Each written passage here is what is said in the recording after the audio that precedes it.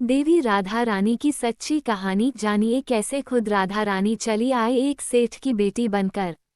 दोस्तों, इस कहानी में हम बात करेंगे कि किस तरह जब हम सच्चे मन से भगवान को पुकारते हैं तो वो दौड़े चले आते हैं और हमारी पुकार जरूर सुनते हैं। दोस्तों, भगवान को भी अपने एक सच्चे भक्तों की उतनी ही जरूरत होती है जितनी हमें भगवान की। तो आज मैं आपको बताऊंगी कि अगर आपके जीवन में किसी चीज का अभाव है तो उसकी जगह भगवान का भाव प्रकट करके आप जीवन से उसकी कमी दूर कर सकते हैं और आपकी परेशानी बहुत जल्दी माफ हो जाएगी। तो दोस्तों, आज हम बात करते हैं कि किस तरह बरसाना गांव में एक सेठ की पुत्री बनकर खुद राधा रानी आई। दोस्तों, एक बार की बात है, बरसाना गांव में एक सेठ रहता था जो बहुत धनी था। उसके 3 पुत्र थे परंतु उसकी कोई पुत्री नहीं थी। कुछ समय पश्चात उसकी पत्नी का देहांत हो गया और सभी पुत्रों की शादी हो गई। सभी पुत्र अपने अपने कार्य में व्यस्त रहने लगे। अपने बच्चों में अपने पत्नी के साथ सेठ के दिल की बात सुनने वाला कोई नहीं था। सेठ को शुरू से ही इस बात का बहुत दुख था कि उसकी कोई पुत्री नहीं है, लेकिन अब उसकी पत्नी की मृत्यु के बाद उसको ये दुख और सताने लगा और वह इस बात को लेकर परेशान रहने लगा कि उसकी कोई पुत्री नहीं है। एक दिन एक महान पंडित उसके घर पर आए और उसे दुखी देकर उसने पूछा कि तुम्हें किस बात की परेशानी है, तुम क्यों दुखी हो। तो उसने अपना दुख का कारण पंडित को बताया कि कोई मेरी पुत्री नहीं है, इस वजह से मुझे अपने जीवन में यह अभाव रहता है कि मेरी कोई पुत्री क्यों नहीं है। तो वह पंडित उसको कहता है, लोग ये भी कोई परेशानी की बात है, तुम राधा रानी को अपनी बेटी मान लो। हमारे जीवन में जिस चीज की कमी होती है उसको भगवान ही पूरा कर सकते हैं।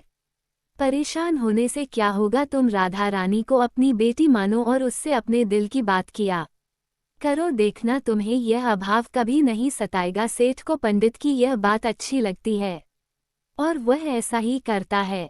राधा रानी की मूर्ति लेकर आता है और प्रतिदिन भोजन करने से पहले राधा रानी को भोग लगाता है, फिर स्वयं भोजन करता है और सोने से पहले राधा रानी के साथ खूब बातचीत करता है।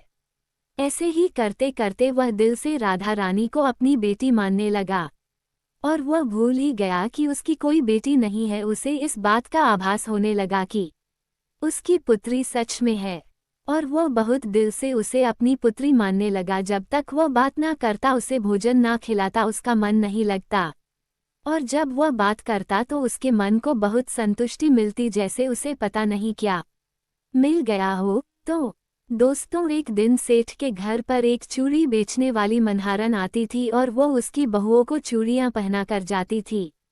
एक दिन वह चूड़ी बेचने घर पर आई और उसने सेठ के बेटे की तीनों बहुओं को चूड़ी पहनाई। उसके साथ जब सेठ की बहुएं चूड़ी पहनकर चली गई तो उसके सामने एक हो और कन्या आए और उसने कहा कि मुझे भी चूड़ियां पहन दो।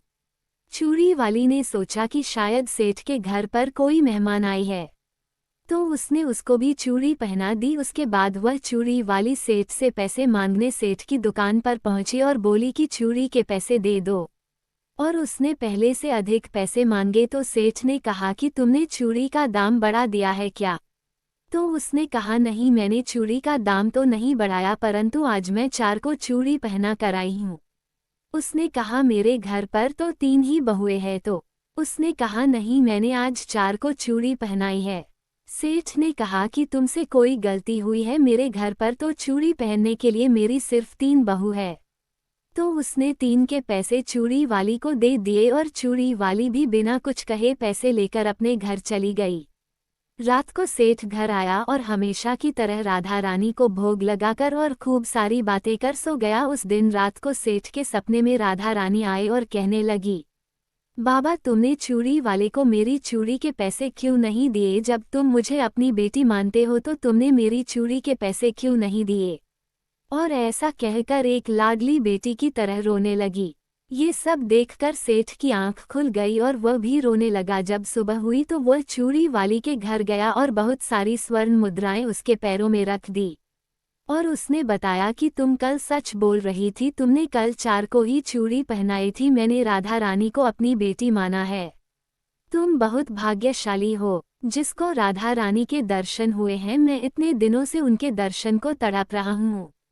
और तुमने एक बार में ही उनके दर्शन कर लिए, यह बोलकर रोने लगा और बोला कि तुम्हें चूड़ी का जो भी दाम चाहिए मुझसे मांग लो। ये सुनकर मनहरन के आंखों में भी आंसू आ गए और उसने मन में सोचा, जब मुझे खुद राधा रानी के ही दर्शन हो गए हैं तो इससे ज़्यादा मुझे और क्या चाहिए। और उसने सेठ के सामने हाथ जोड़कर कहा कि तुम्हारी वजह से मुझे राधा रानी के दर्शन हुए हैं, जिससे मेरा ये जीवन सफल हो गया, मुझे कुछ नहीं चाहिए। तो दोस्तों, देखा कि जब हम भगवान को दिल से पुकारते हैं, उनकी पूजा अर्चना करते हैं, तो वो कैसे हमारे पास दौड़े चले आते। आशा करती हूँ आपको ये कहानी बहुत अच्छी लगी होगी और आप भी अगर किसी वस्तु को लेकर परेशान हैं तो भगवान से प्रार्थना कर सकते हैं, वह आपकी प्रार्थना जरूर सुनेगा।